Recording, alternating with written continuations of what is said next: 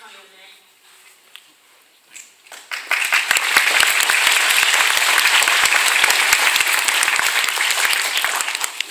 Thank you very much. There we go. Thank you very much for that introduction.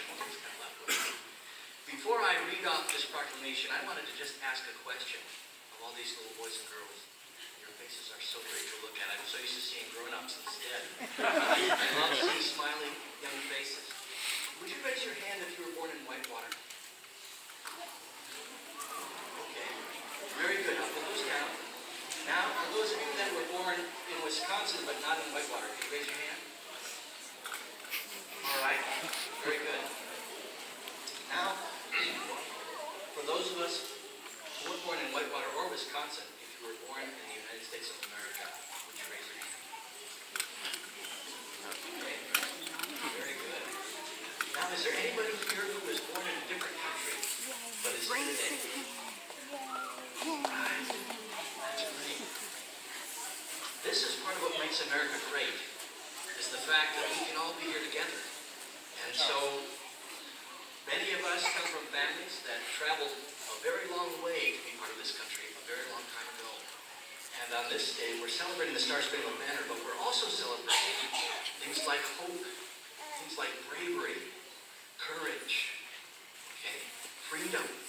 Those are blessings that we enjoy in the United States of America. And we can be thankful for all the many men and women who made that possible, many of them with their very lives. Okay. So it's my pleasure to be here with you today, and I want to read this proclamation from the city of Whitewater.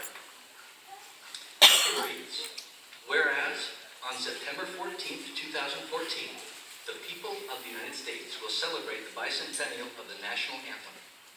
And whereas on March 3rd, 1931, Congress voted to establish the Star-Spangled Banner as the anthem of the United States of America.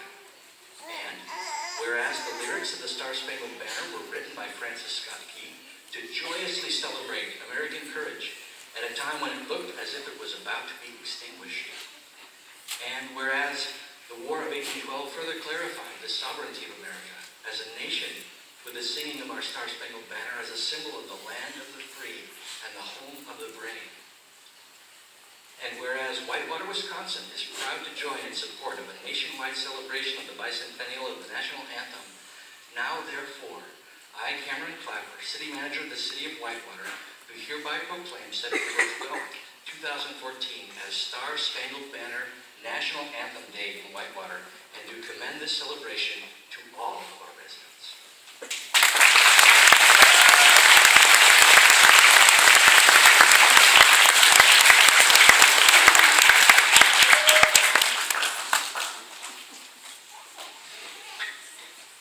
I'm Maggie Norman, and it is my honor to introduce the commander of the Whitewater American Legion, Mr. Steve Nass. Mr. Nass is a Whitewater High School and University of Wisconsin-Whitewater graduate.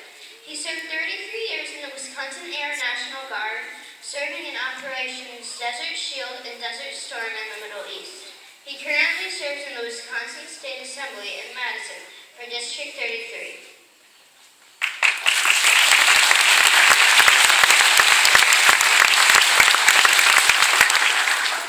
Thank you very much. The flags on Main Street today were placed where they are by veterans who wear a cap like this. I actually went to Lincoln School a few years ago. And I studied hard just like you are doing, and so you can be successful when you graduate from high school, and that time will pass quickly. I'm just going to give you, because my time is brief here at the podium, I'm going to mention two things from my military background. Even now that I'm retired out of the military, anyone on a military base, the family and the military member, in fact this year I was at a military base, and what happens when you're walking down the street and the national anthem is played, you stop on the sidewalk or wherever you are, out in a soccer field, doesn't matter, you'll see the whole team stop and they will face the flag. And if they can't see the flag, they will face the music and stay at attention, or if they're in uniform, they will salute until the national anthem finishes being played. And the other thing, which surprised my daughter, I remember the first time when you go to a movie theater, you go in, you sit down, and unlike theaters here, Before the movie starts, the national anthem is played and everybody in the theater stands up, children, families, everybody, and they stand at attention. And while the national anthem is being played, the movie screen has a lot of very nice pictures of Mount Rushmore, the Grand Canyon, troops that are deployed overseas. And once the national anthem is finished, then everybody sits down and no commercials, the movie starts. So that's another good thing about that. Well, I want to congratulate you for recognizing our national anthem and being very good patriots, and always remember, cherish your freedom. Thank you.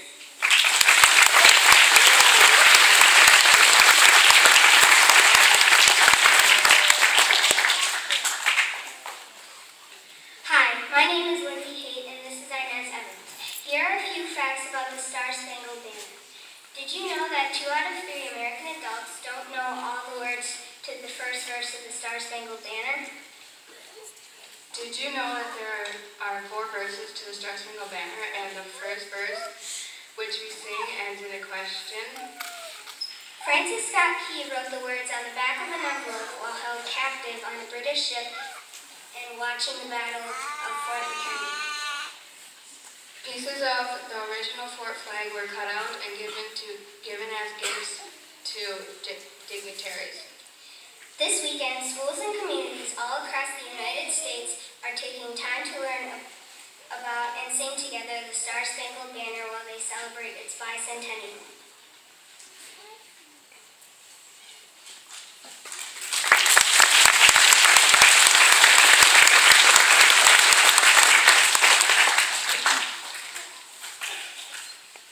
My name is Charlie Hsu. This is Karime Velasquez and Luis Alcazar. The words to the Star-Spangled Banner were written by Francis Scott Key 200 years ago during the bombardment of Fort McHenry, Baltimore on September 13th and 14th, 1847. He was a lawyer and in the volunteer military when his friend Dr. Bean was taken prisoner aboard a British ship. Francis Scott Key and J.S. Skinner carried a note from President Madison and went to the British asking for Dr. Bean's release. The captain of the ship agreed to release the doctor after their attack on Fort McHenry. All 3 were kept prisoners until the battle was finished. Key watched the bombardment from his own vessel. It began at 7 a.m., September 13, 1814, 200 years ago, and lasted for 25 hours, ending on September 14th. The British fired more than 1,500 shells, each weighing as much as 220 pounds. They were unable to approach closely because the U.S. had sunk 22 vessels to block the coast. Only 4 Americans were killed and 22 were injured.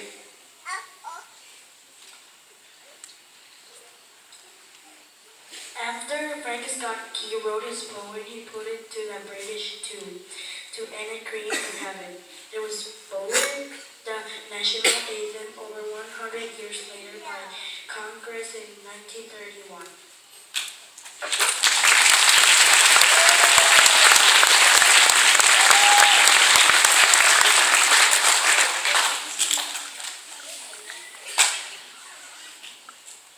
Hi, I'm Emma Clarkson. I'm honored to introduce our District 43 Assembly Representative for Whitewater, Mr. Andy Jorgensen. He has 3 children, and before getting into government, he was a morning radio personality, assembly line operator, UAW shop steward, worked at General Motors in Janesville, and worked on family dairy farm.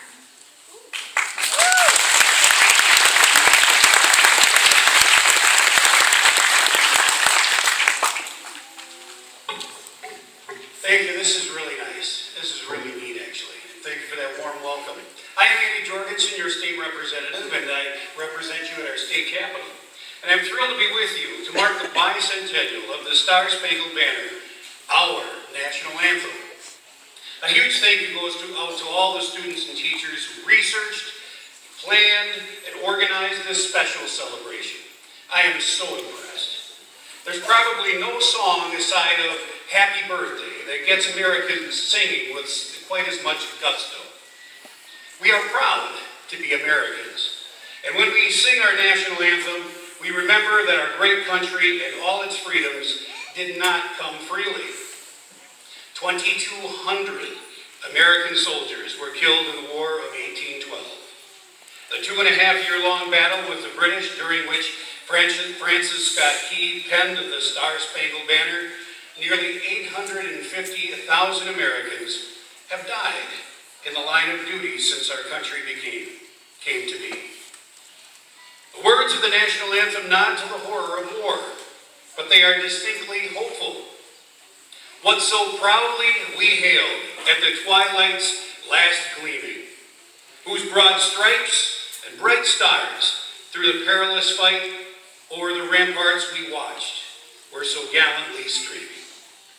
The song is about our country enduring, preserving. And when we look up at our flag, we have much to be proud of. Our country has been through wars, economic crisis, social change, ups and downs of all kinds, but it still stands strong. We have individual freedoms to what we think, to practice the religion of our choice, to choose our own professions, even a job in state government, and make and spend our money as you please. Believe it or not, these freedoms are relatively rare in our world. We have political freedom too. The freedom that gives adults a vote in the leadership of our communities, our state, and our nation. And to even have a voice in our government, and I encourage you to use it. When we exercise our rights, when we remember the sacrifice of those who defended our freedoms, we help to ensure those rights and freedoms will be there for our children and our grandchildren and all future generations. We want them to be there not just for the anthem's bicentennial, but also for its 300th, its 400th, and 500th anniversaries and beyond. And now it is my honor to present to you, the students of Whitewater Unified School District, the American flag, which flew over our state capitol yesterday on September 11th. Thank you.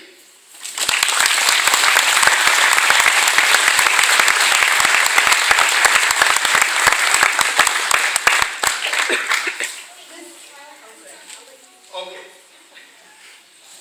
Ms. Tyler's going to come on up, and I'll read from the certificate that will be with the flag, and it says, "This is to certify that this United States flag presented with this certificate was flown over the Wisconsin State Capitol in Madison, Wisconsin, especially for the presentation to the students of the Whitewater Unified School District, and it was flown on September 11th, 2014.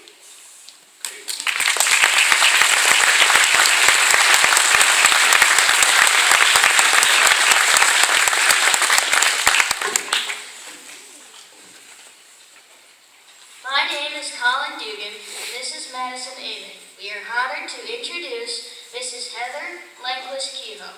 Mrs. Glenquist-Kehoe attended the Wisconsin Army National Guard's Officer Candidate School and graduated from UW Green Bay.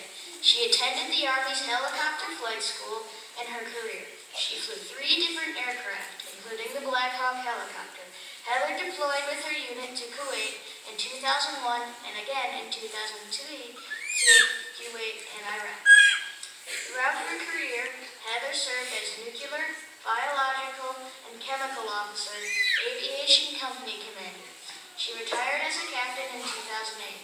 Some of her awards include the Bronze Star, Victorious Service Medal, Air Medal, and Army Commendation Medal.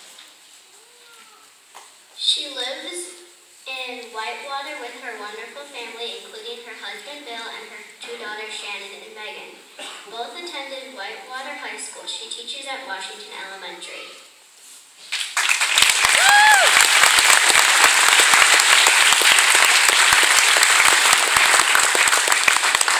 Well, good afternoon, everybody. Well, I teach reading at Washington Elementary, so I kind of have to do something with that. So I like what the girls had to say about the national anthem and that there's a question mark in the first verse of the national anthem. And our national anthem started out as a poem with 4 different verses. And we only sing the first one, and it ends with a question mark. But when we sing the national anthem, do we ever say, "In home of the brave"? No, we don't. We say it with a firm, does anybody know? Declarative. 3rd graders, you're going to learn all about that this year.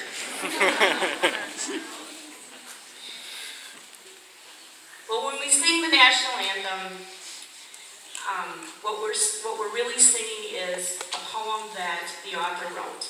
And when he wrote this poem, he was witnessing war. And in the very first part of the poem was the beginning of what he was witnessing. And part of that, the author was scared but hopeful. And when the fighting was over, he saw the American flag still flying, and he was filled with pride and courage. So, when I hear the national anthem, I feel many of these same emotions. I have served in the Army for 22 years. I flew helicopters, and I've flown many missions all around the world to help people with earthquakes or hurricanes. And I've also flown many combat missions over in Iraq. I have seen our American flag after a long night of battle and was filled with pride and courage. And the Star-Spangled Banner in triumph shall wave. These words are the last portion of the poem known as the national anthem. So why is there a question mark in the beginning? I encourage all of you to read the rest of the poem and ask your teachers to explain to you why. Thank you for having me here today, and God bless America.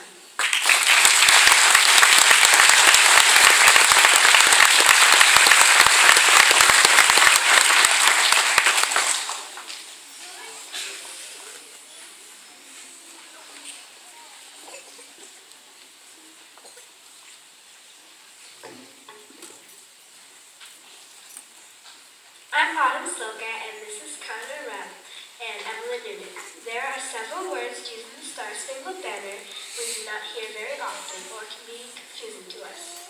Here are the ones that we found at Rich Charlie School to be the trickiest. What they mean. Dawn.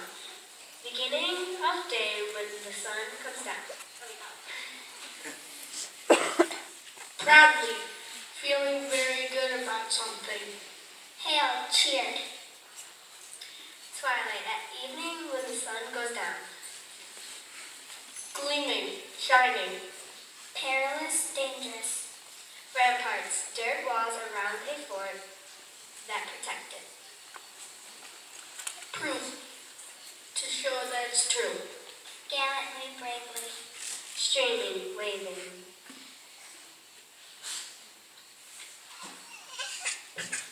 Bursting, exploding. Glare, a bright light. Spangled, splattered with shiny objects. Try using some of these words in your vocabulary.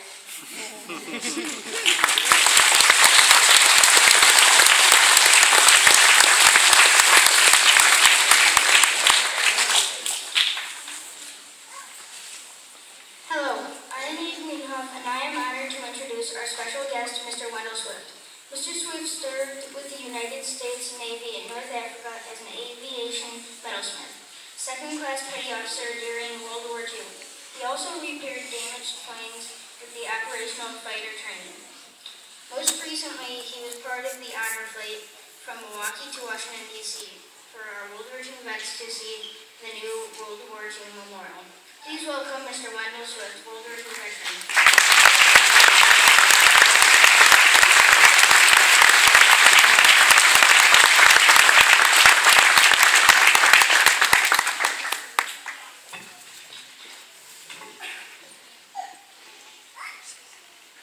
Good afternoon. I believe this is the third time I have had the opportunity and the privilege to say a few words to the student body of Link. 3 years ago, and last year, and this year. And it's always quite a privilege to do that. You're a great group, usually out on the curb of the street. I want to thank all of you, the staff and students, who signed my huge birthday card last May for my 90th birthday. that is very special. Mrs. Hayes asked me to share with you my thoughts about how we can learn from historic events. I can think of two significant historic events that served our country well. The first was following the Revolutionary War, long before any of us were born. 55 leaders from the colonies gathered to frame what became our United States Constitution. It took great courage to set aside differences and forge a document that we govern by today. If I might add a personal note, one of the signers of the new Constitution was John Rutledge, a representative from South Carolina, who later was nominated to the United States Supreme Court. It happens that he was the great-great-great-great-grandfather, or something like that, of my grandson, Nathan Ray Rutledge. And the second historic event was my direct association with history at the time of World War II and the Korean action, 1941 through 1953. During the years that followed, the country worked with a single purpose: to make life better for all Americans, realizing that by sharing ideas and resources, by talking through differences and compromising, our leaders more often were able to move our country forward and we all prospered. It is a celebration such as this that encourages us to realize and appreciate the opportunities and challenges that Link School offers you as students to learn and remember American history and to grow and love our country. Thank you.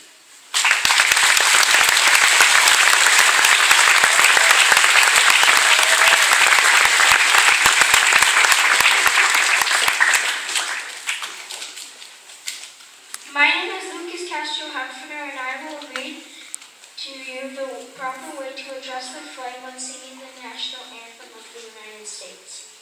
According to U.S. Code Title 36, Chapter 3, when the flag is presented for singing the Star-Spangled Banner, or when it passes in front of you such as in a parade, you should stand, face the flag, and cover your heart with your right hand. If you are wearing a hat and are not in uniform, you remove the hat with your right hand and cover your heart with it. Individuals in uniform should give the military salute at the first note of the anthem and maintain that position until the last note.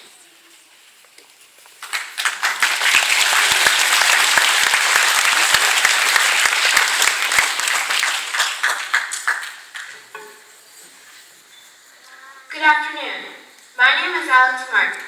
The Whitewater Police Department will present the flag and its colors for the singing of our national anthem. Members of the Guard are Sergeant Dan Bradford, Detective Sergeant Dan Meyer, and School Resource Officer Jacob Hintz.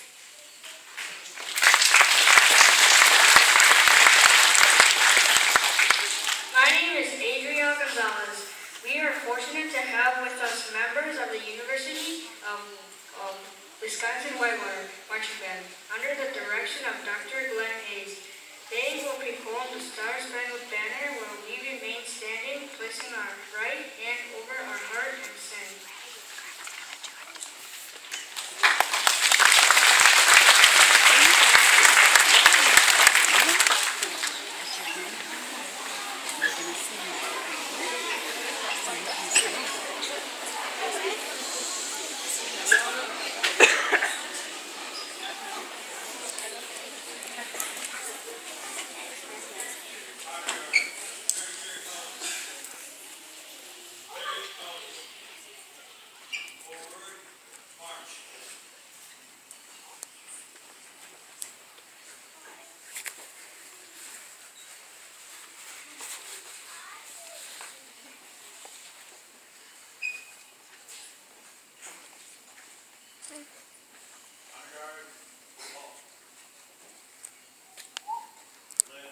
Face.